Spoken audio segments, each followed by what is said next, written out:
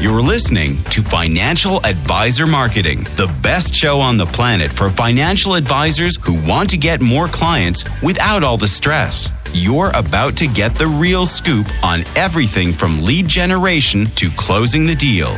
James is the founder of theadvisorcoach.com, where you can find an entire suite of products designed to help financial advisors grow their businesses more rapidly than ever before. Now, here is your host, James Pollard. Hello and welcome, everyone. Glad to have you tune in, whether you love me or whether you hate me. I know the last couple episodes have started off in a cheesy way, so I'm going to keep it going. Haters are going to hate, tomatoes going to tomate, and alligators are going to alligate, Jonathan.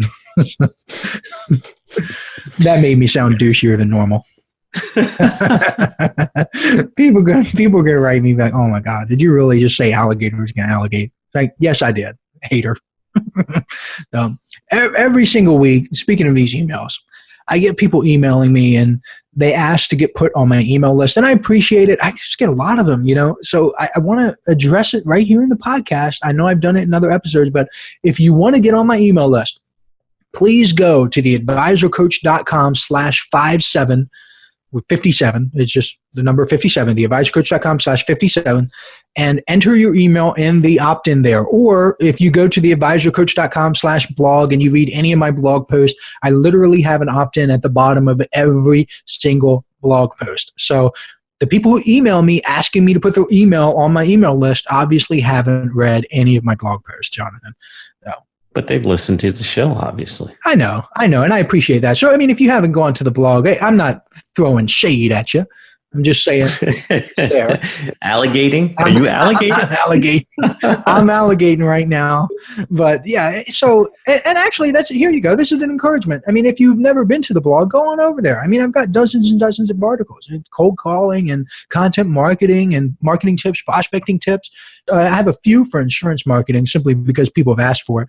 And just read. If you've got a weekend that you want to catch up on your reading, do that. So opt into the email list, theadvisorcoach.com/57, and the blog post. So moving on.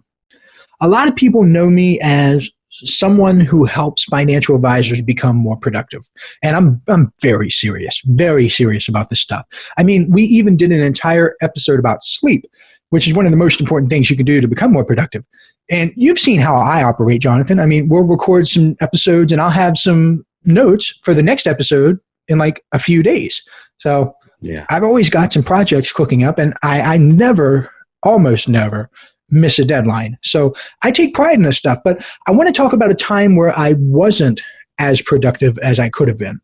And if you read between the lines in this episode, this story will reveal a huge mistake financial advisors make on a regular basis. So, story time. Let me put my readers on and curl up by the fire, and we'll read the story. Okay, financial advisors. Once upon a time, I was moving into a new place, and I ordered bedroom furniture, and I actually ordered an entire set. I ordered a big gentleman's chest, which is beautiful, by the way. I loved it. A dresser, 2 nightstands, a bed, the whole 9 yards. And the company, which shall remain unnamed, delivered a broken piece of furniture. And not a huge deal. If you got a bunch of furniture and they deliver one broken piece, hey, it's not going to, rock the boat or anything. I'm just going to say, hey, come out here and fix this piece of furniture. So this piece of furniture, it was worth about $1,000. A good chunk of change, and I wanted to get it replaced. So I called the company and I asked them to send a replacement. Again, no big deal. And they agreed with no problem. But here's the thing. The delivery guy who was supposed to send the replacement never showed up. So I'm a little peeved at this point. We talked about my type A alpha male personality. Hey, where's my furniture? So I call them up again, and they send someone else out, which means I have to sit around again and make sure this guy shows up for the second time. Well, actually, the third time. They delivered it the first time, the guy didn't show up, and I was waiting for that, and then now I've got to wait the third time. So he does show up. That's the good thing. And he doesn't have any replacement furniture. What? Yeah, he has a replacement part. So how they work is that they figure out, actually, they didn't even have a chance to figure out. I mean, they must have known that this part was defective. So he bought out a part to fix the part. But here's the thing. The part didn't even fit on the piece of furniture that was broken. The part he bought out didn't fit. So now I call back again, and now they refuse to replace the furniture. They just straight up said, we're not going to replace it. So they've done a complete 180, which means I have to call customer support, then I have to get a manager, then I have to get that person's manager, and so on and so forth. And at this point, I'm getting pissed off. But eventually, they replaced the furniture. Now, here's my point. When everything was said and done, I spent about 15 hours dealing with this nightmare. 15 hours to get this piece of furniture replaced. So let's do some math. We're going from story time to math class. If we divide that $1,000 by 15 hours, we find that my hourly rate, quote unquote, is about $67 per hour. Now, of course, I had no way of knowing it would take that long, but listen to what I'm saying here. I foolishly allowed myself to sink more and more of my time into this situation. What I should have done is I should have cut them off after a certain amount of time, and I should have viewed it as a sunk cost. So from there, I could have gotten rid of the piece of furniture. I could have sold it for less than I bought it for. I could have just bought a new piece. So I should have cut them off. I should have said, I'm not spending any more time on it. We're done. I'm selling it. The money isn't that important to me. My time, the one thing I can't replace and I can't get back, that's more important to me than any amount of, not any amount, but an hour for like 20 million. Hey, I got an hour for you. But for $1,000 to spend 15 hours, I was just being a total goofball. I shouldn't have done that. And that brings me to today's topic, which is something a lot of financial advisors ask me about, and that's taking more time off. They want to be able to do the things they want to do, whether that's golf, go on vacation, spend time with their family, whatever they want to do, they need time to do it. We all need time to do the stuff that we want to do. And I'm going to help them get more time freedom. The problem is that many financial advisors aren't willing to take a drop in income in order to enjoy that time freedom, which means that they have to squeeze even more money out of every unit of time. Because if you're currently making $50 an hour and you want to work half as much and still make the same amount of money, that means you have to make $100 per hour with your reduced schedule. Now, obviously, I can't guarantee any results for people listening to this podcast because I don't know their individual circumstance or situation, but here's how I would do it. So I'm going to walk you through the process. If you want to take more time off and make the same amount of money or more, this is how you do it. Hey, financial advisors, are you ready to take your business to the next level and get more clients with less stress? I invite you to join the James Pollard Inner Circle, a paper and ink newsletter that gets delivered directly to your door every month. When you join now, you'll also get a 90-minute instant download called 5 Keys to Success for Financial Advisors, a $97 value for absolutely free. All you have to do is head over to theadvisorcoach.com/newsletter and join today. I would start by ruthlessly eliminating everything that doesn't move the needle. And the ironic thing here is that it may take you a lot of time to figure this out. It may take you quite a bit of time to sit down and go through your task. So what you want to do is you want to write out everything you do on a regular basis and then identify the things that aren't producing the result you want. That's the essence of productivity, focusing on the tasks that produce, because productivity is all about production. And a lot of people fail to realize that. They think that productivity is about getting more stuff done in less time, or they think it's just about saving time. And those are both wrong. I mean, they're not totally wrong, but it's still wrong. Now, productivity is about getting more output from the same levels of input. If I get more for my money, that's more output for the same money input. And once you have all your tasks written out, then you're going to have a sense of clarity of what's worthwhile and what isn't. And like I said, this may take some time. And every time you do something new, put it on your list and then decide if it's worth it for you to keep doing that or not. And for you financial advisors out there who have followed me for some time and you've listened to me talk about having a daily planner or a journal or a to-do list that stores the task, this is going to be really easy for you. But you have no excuse to not do this, because all you have to do is go back through your planner, look at all the stuff you've done, and say, hey, what is a low-value task? Because you have the list right in front of you. Just take a highlighter, go through and highlight every single low-value activity, and boom, you're done. You've got no excuse not to do this. So step 1 for you is done. Step 2, I would make a plan for how much time you want to take off from your business. And I would start small. A lot of people try to get too aggressive with this. They try to get too aggressive too soon. They want to take off too much time. They think they can go from working 60 hours a week to 40 hours a week in a month and still maintain their current level of production. Now, good luck. I mean, I'm not saying that's not possible, Jonathan, but it's certainly difficult for most people. And I don't want to get off track, but I am very curious. I was listening to a Doberman Dan episode, shout out to Doberman Dan, and I heard that you say you work 20 hours per week. Is that still the case? Yes, it is. Yes, indeed it is. I invest 20 hours a week into my business. Any secrets you want to share with the class? Businesses. No, I think what you said right there, the activity inventory is what we call it, like doing that for a month.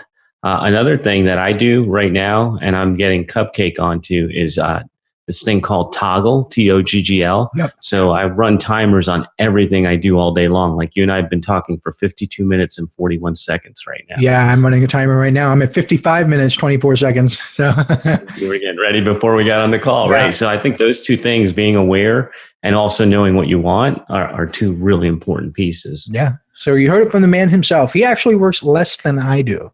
And Dude, you work a lot. You're so full of it. That's why I think this episode's ironic. Like you're a workhorse. So right. Yeah. Well, so actually, let me look at my Toggle, because I'm at the computer right now, and we will see. We will get into it. Well, because a lot of advisors ask me, they're like, "What do you actually? How much time are you actually putting in?" So I will give you an honest answer right here. So let me do Monday through Friday, because on Saturday I don't really track that much. I mean, if I have something. Okay, so for last week, I worked 21 hours and 14 minutes. Now, really? Yeah. Now that's damn, you're productive. Right. Yeah. So that let's go to the next week before that. So the week before that is 23 hours, 21 minutes. And no way. I would have never expected that, James. The way you get things done. The week before that is 28 hours and 27 minutes. Ooh. I will do one more just to appease the people's curiosity. 29:54. So I'm actually becoming more productive as time goes on. So I work 29 hours and I work 28 hours and I work like 23 and then 20. So, but I'm still getting stuff done. So yeah. I am practicing what I preach, and I'm trying to get it down to 20 hours. But yeah, I mean, at one point I really was working 40, 50, 60. And now keep in mind, when Jonathan and I are talking about Toggle, that means that like we hit a clock and that clock is running while we're actually working on our task. So if I come into my office and I'm just like browsing the internet or something, that clock's not running. The clock is only running when I'm writing the Inner Circle newsletter, when I'm recording a podcast, when I have a phone call with a financial advisor, when I'm working on a new product, when I'm doing an interview. Like the clock's only running when I'm doing something that can move the needle. So when I gave you those numbers where I work 21 hours or 20 hours or 29 hours, that's not just me sitting in a chair in an office. That's me actually working. Like I am doing stuff. I'm just going through my list.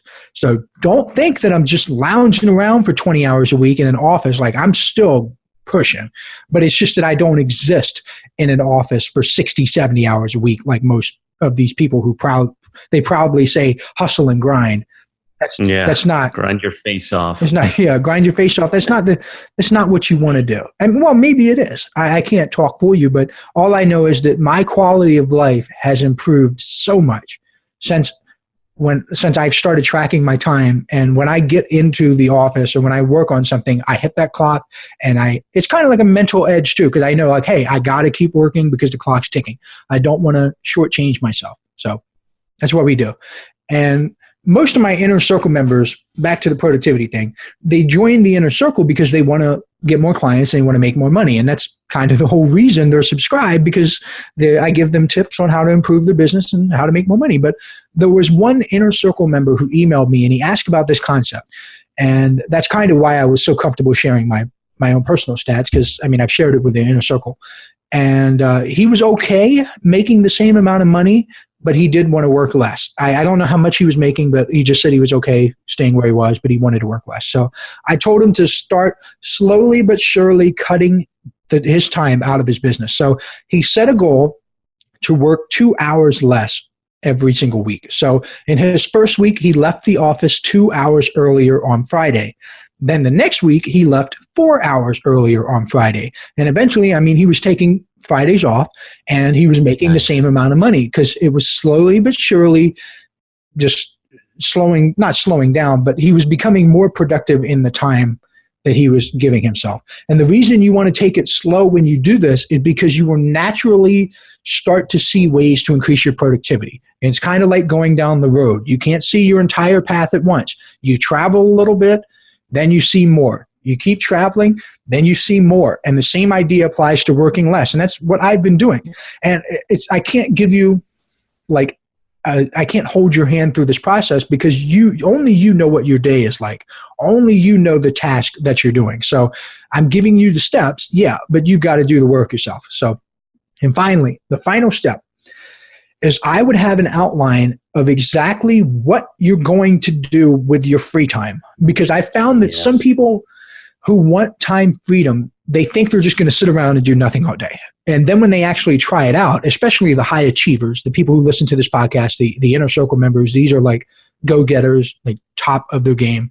They realize that's not what they want to do. So make sure you know in advance what you want. And that inner circle member that I just mentioned, he just wanted to go golfing every Friday, and he did. But if he looked at the weather forecast and he saw that it was going to rain on Friday, then he would adjust his schedule to allow him to go golfing another time. And he would just work on Friday, because if it's raining and he's going to be in the office, sure. And this is an amazing way to structure your life, because you don't lose any productive time and you still get to do the things you want to do because you plan it out in advance.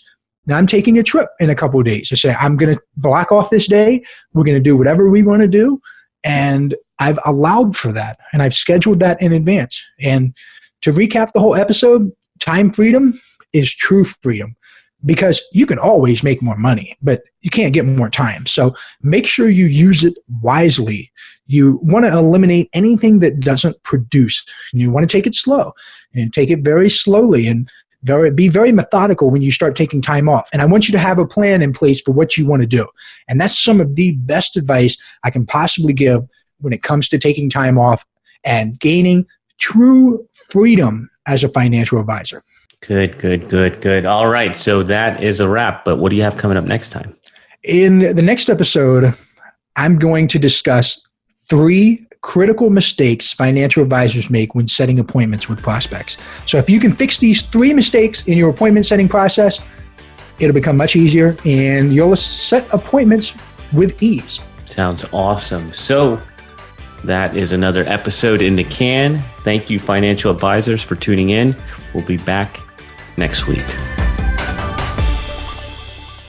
This is thepodcastfactory.com.